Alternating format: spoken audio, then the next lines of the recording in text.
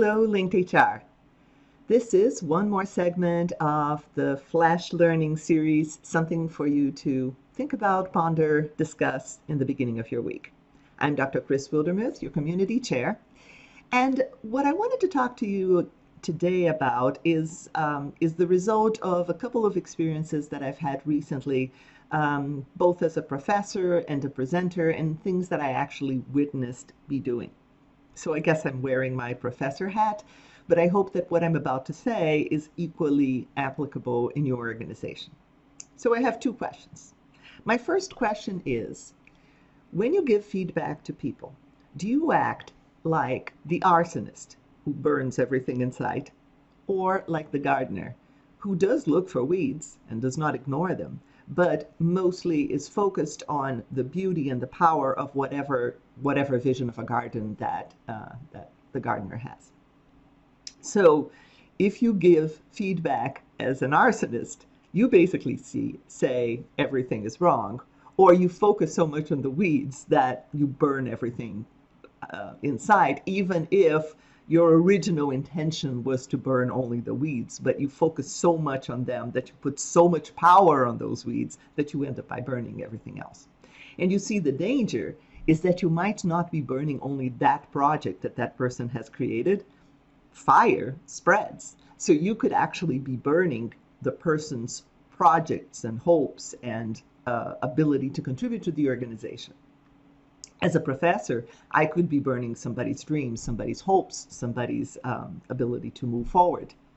So being an arson can be a pretty dangerous thing in an organization and in a university, and in any situation in which you are in a position of power, in a position of influence, when you can actually help somebody grow or die, go away. Die in the sense of the dreams are dead or the possibilities are dead.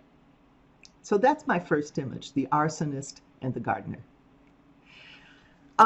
My second image is similar, but this time I'm not talking so much about giving feedback. I'm talking about letting somebody in versus keeping somebody out.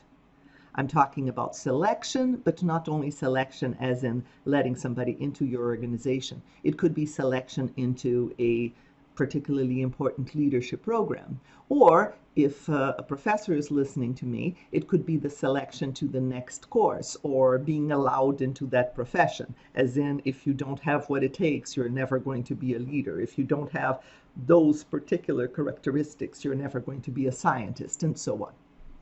So the image that I have here is that of a gatekeeper versus a gate changer.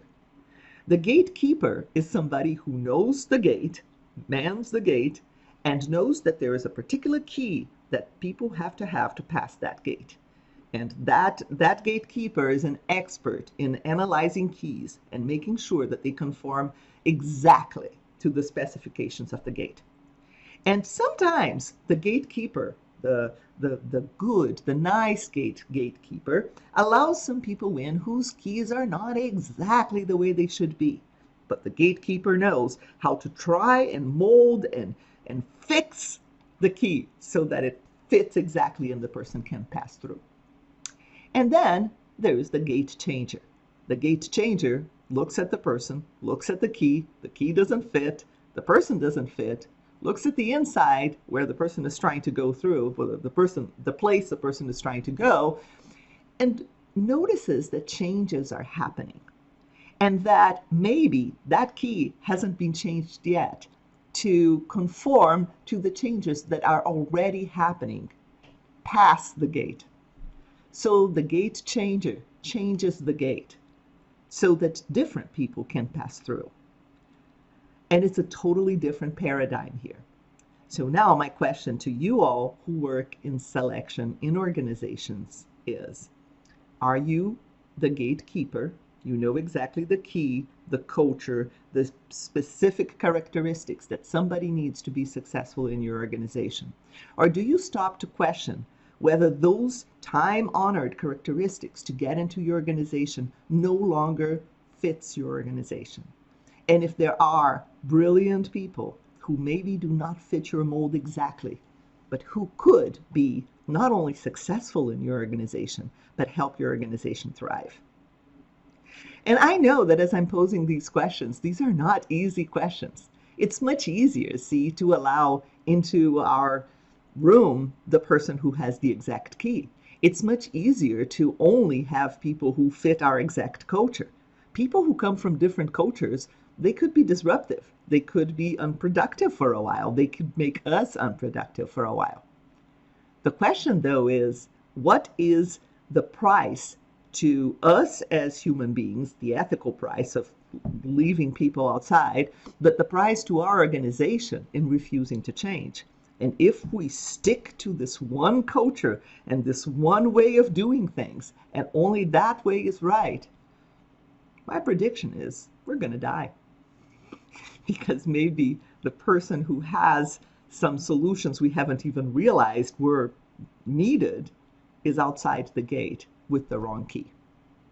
So, just to bring this back to planet Earth, here are my questions to you all for this week. My first question is about the gardener and the arsonist. Feedback in your organization. Consider performance appraisals, consider informal feedback, any situation in which somebody receives feedback for their work.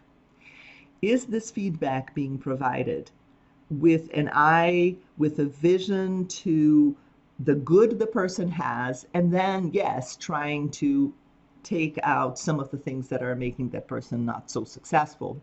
Or is it a more rigid, this is wrong process?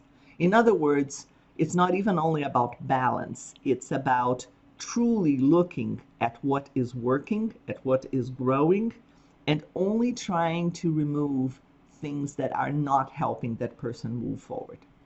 How is feedback done, and how could it improve? For the second part, I'm going to ask you guys who know about selection.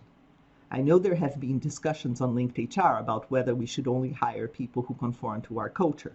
That would be gatekeeper extraordinaire, except that the key would be you have to conform to our culture exactly. How do you see that process? Do you think we should be changing the key once in a while or changing the gate? Or do you think that no, if we don't hire people who have those characteristics, they are not going to be successful, we're doing them no favors?